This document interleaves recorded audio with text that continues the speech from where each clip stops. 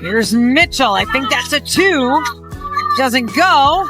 And now it's McBride getting Hull. Yeah, that one might be a problem.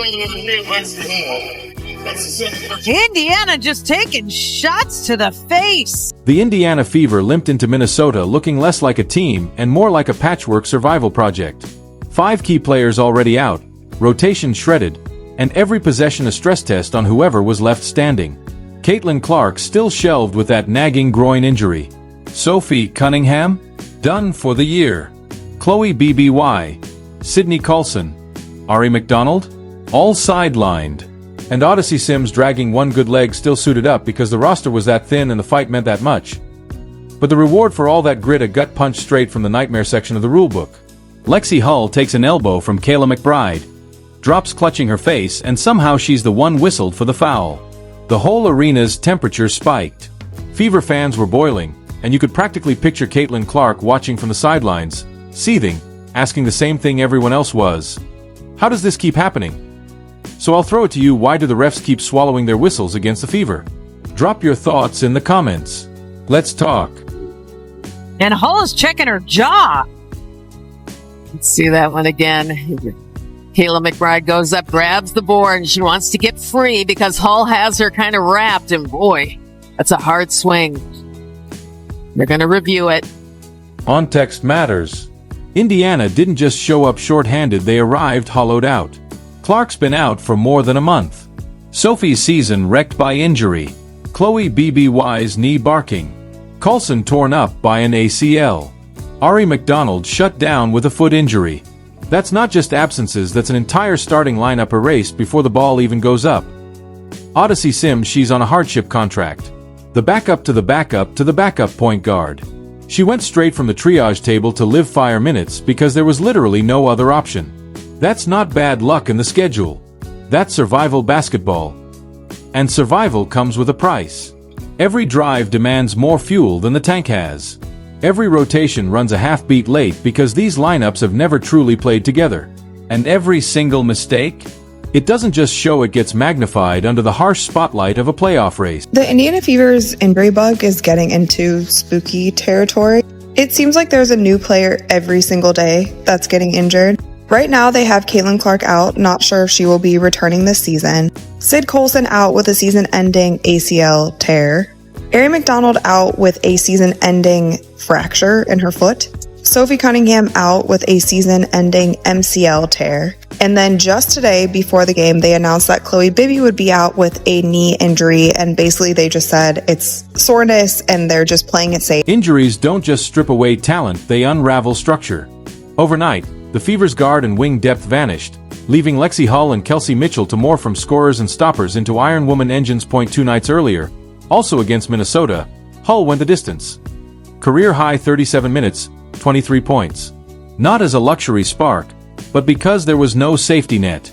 No breather at the horn. No sub jogging in to save her legs. She delivered because she had no other choice. And now, here she was again back in the furnace. That's the reality of this stretch. Indiana isn't just playing basketball games, they're buying minutes, paying in sweat, and gambling against exhaustion. Did you come into tonight kind of expecting to play darn near the whole game just with the injury situation and then the personnel available? Damn, you played 37 minutes. I mean, you played a lot too, Kels. What did you play? 35. I mean, yeah, we're down people, so gotta suck it up, play a little tired a few minutes, and take in those timeouts as best we can. But yeah, I mean, we're down people, so everyone's got to do a little more. The patchwork tells its own story. Shaw Petty arrived midweek and was immediately thrown into rotation minutes. Odyssey, still nowhere near 100%, was forced to handle possessions anyway. And Aerial Powers, a late addition, got shoved straight into heavy minutes without the luxury of timing, rhythm, or trust. That's not plug and play. That's duct tape and determination. You can't build chemistry while you're still introducing yourself in the huddle and guessing at teammates' tendencies on the fly. Meanwhile, opponents like the Lynx, they don't need a cheat sheet. They see the seams, push the pressure points, and punish every single mismatch. We've had 3 players in the last I don't know how many days, and 2 of those players are point guards, so not really. But you know, at the same time, our ability to make plays out of what we have. right? I think a lot of our spacing allows players to do what they do best, creates opportunities for them to be successful, and then it's just making the right reads and finding the right pass, on time, on target. And some of that is with experience with your teammates, and some of that is instinct. And so we are trying to do as much as we can to put players in position to use those instincts. Credit where it's due, Kelsey Mitchell never blinked. She fought through traps, carved out space, and piled up 26 points with a kind of shot making that says, if I have to carry us, I will. But the math of a short-handed team is brutal. When the lineup around you is stitched together out of necessity, even superstar stretches run into a ceiling. Head coach Stephanie White called the night physical. That's generous. This wasn't just physical, it was trench warfare. Indiana walked in with a skeleton crew and still threw punches. At this rate, the Fever are going to end the season with a completely different team than what they started the season with. And even the players that they're bringing in on hardship or that they're signing midway through the season, they're now going down with injuries. The season from hell would be an understatement on this team right now. Which is why the officiating meltdown felt like gasoline on open flame. Here's the sequence. Hull is locked in, defending with her usual measured aggression. McBride swings through her elbow, catches Lexie flush across the face. Head contact. Defender hits the floor. The crowd winces, that's textbook. Blow the whistle, stop the play, check the review, hold someone accountable. Instead, the whistle went the other way. Foul on Hull. The player who absorbed the elbow became the one punished for it. You could see the Fever bench stunned. And you could see Lexie's response, anger hardening into laser focus. Jaw tight. Eyes narrowed. That cold, unshakable look that says, enough. Now look at it. So foul there on Indiana, on Hull there, but then that is a technical. That is a technical. Dead ball, contact technical. It's a little surprising to see so many of these happen in one game because... Oh, and I don't like the way Lexie Hull... The review came and the refs got it half right. They nudged the call, but stopped short of real accountability for McBride. A quiet admission that something went wrong, without the courage to name the culprit. Hull took clear contact to the face. She went down. She needed time to gather herself. And yet Indiana still bore the punishment. The math of pain and penalty simply didn't add up. Don't call that a gray area. Call it what it was. A turning point that tilted the floor. Every time a game happens in the WNBA, somebody's getting abused, somebody getting beaten, somebody is getting hurt, man. Somebody is getting hurt every game in the WNBA, and they just fail to realize this, fail to have any protocols on stopping the nonsense, man. My God. Fans lit up social media because they've seen this movie too many times. One-off mistakes stop looking like accidents when the result always leans the same way. When a Fever player hits the deck after shoves, shoulder checks, forearm clears, it's Indiana that somehow winds up on the wrong side of the whistle. That's a vibe the league should want no part of. The idea that it's open season to get physical with this team and the officials will just wink. And with half the roster already in street clothes, those swallowed whistles don't just swing possessions. They invite more damage. Boom! There. Right there. Oh my goodness. Boom! Right in the face, man. Right in the face. Now, like I stated, I get it. You might be mad that Lexie put her hand on your forehead. But fam, there is no reason for you to be throwing elbows to somebody's face like that. Come on, man. Throwing elbows to the face. Minnesota leaned into physicality. That alone isn't villainous. Physical teams win in the postseason. But officiating is supposed to be the guardrail that keeps physical from sliding into dangerous. And this night, the guardrail looked optional. Fever guards absorb hits with no whistle. The same bumps at the other end got rewarded. Stephanie White hinted afterward that the game was called differently. She didn't have to say more. The tape speaks loud enough. When the standard shifts based on jersey color, fans don't see nuance. They see bias. Kayla McBride, 13 points for Kayla McBride. Hit Lexie Hull with an elbow. Foul on Lexie Hull. Hits Lexie Hull with an elbow, foul on Lexie Hull. I don't understand.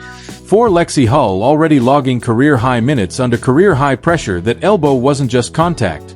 It was disrespect. She's a detailed defender, a smart cutter, a rhythm shooter who's earned her role by doing the unglamorous work. And what did she get for it? Take an elbow. get whistled for it. Watch the review shrug at reality. That's the kind of moment that doesn't break you, it hardens you. From the sideline, she looked furious. Take the abuse. Get told to play through it. Watch the officials manage optics while you manage bruises. If you're Indiana, you're done being polite about it. This was intentional. Now, if it wasn't intentional, okay, give it a flagrant one. I understand it. She wasn't trying to do it. Cool. But this was intentional. All right? She had malice on the heart with this one. Bad intentions. Okay? She was trying to wreck some stuff up there doing this one. Hey, let's just keep it a grand, man. Let's just keep it a grand. Kayla McBride was trying to knock Lexie right on her booty cheeks, but she succeeded at, fam. Knocked her clean out. Look at it. And Hull isn't holding back. After the game, she openly called for better officiating and league accountability. We put our bodies on the line night in and night out. The least the league can do is make sure players are protected. That's why the frustration is boiling over. The Fever aren't asking for charity, they're asking for consistency. Call the elbow the same no matter who throws it. Protect driving space the same no matter who's holding the ball. Don't punish effort on one end and reward contact on the other. The league truly wants the best version of its basketball. It has to protect its players, especially the ones grinding through injury-thin rosters. Otherwise, the product stops looking like competition and starts looking like a demolition derby. Knocked her clean out, man. Oh my goodness. I mean, folded. Look at how her legs are folded right here. Come on, man. Knocking her clean out right here. That was bad intentions, dog. That was bad intentions. I don't care what anybody say, man. That was bad intentions, man.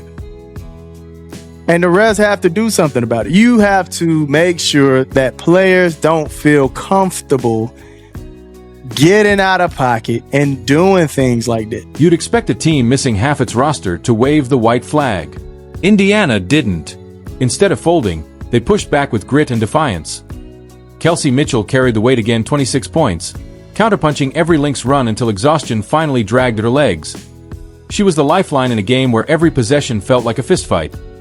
Without her relentless scoring and fearless drives, often through contact that somehow didn't earn whistles, the Fever would have been buried by halftime.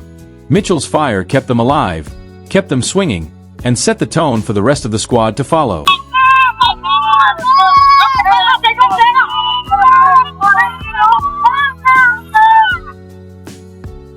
Indiana started this game 9 of 13, but has missed 4 straight until she... Then came the spark no one saw coming.